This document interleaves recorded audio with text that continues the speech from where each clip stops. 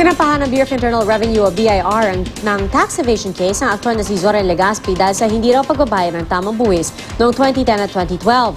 Para sa detalye, may ulat on the spot si Claire Delphine. Claire?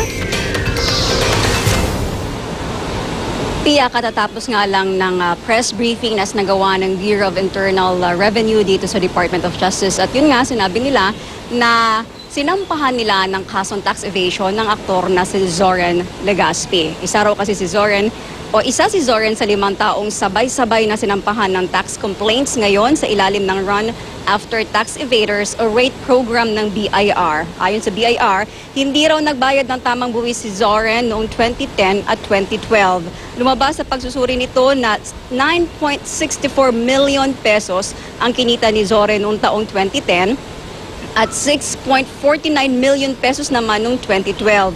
Pero ang idineklara lang niyang taxable income ay 6.79 million noong 2010 at 1.82 million pesos lang noong 2012. Sa komputasyon ng BIR, meron siyang kabuoang income tax liability na 4.45 million pesos. Kasama na dyan ang mga surcharges at interest. Bukod kay Zoren, sinampahan din ang kaso dahil sa hindi pagbabayad ng tamang buwis ang mga negosyanteng sina Gigi Donaire Chua, may-ari ng Wangler Commercial, Edgardo Vazquez, presidente ng Vazquez Building Systems Corporation, Constantino Llanes, may-ari ng JME Builders, at Benedicto Pasco Cagimbal ng Cagimbal Electrical Works. Ayon kay BIR Commissioner Kim Henares, wala raw silang sektor na pinipili para sa pagsasampa ng kaso.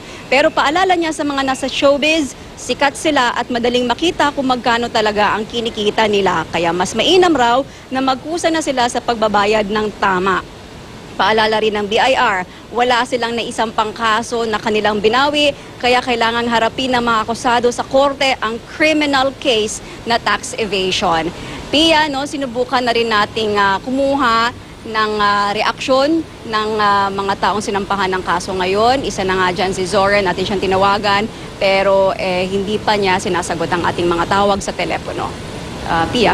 Maraming salamat, Claire Delphine. At gaya nga po ng nabanggit ni Claire ay patuloy na sinisikap ng GMA News na kunin ang panig ng iba pang sangkot sa kaso.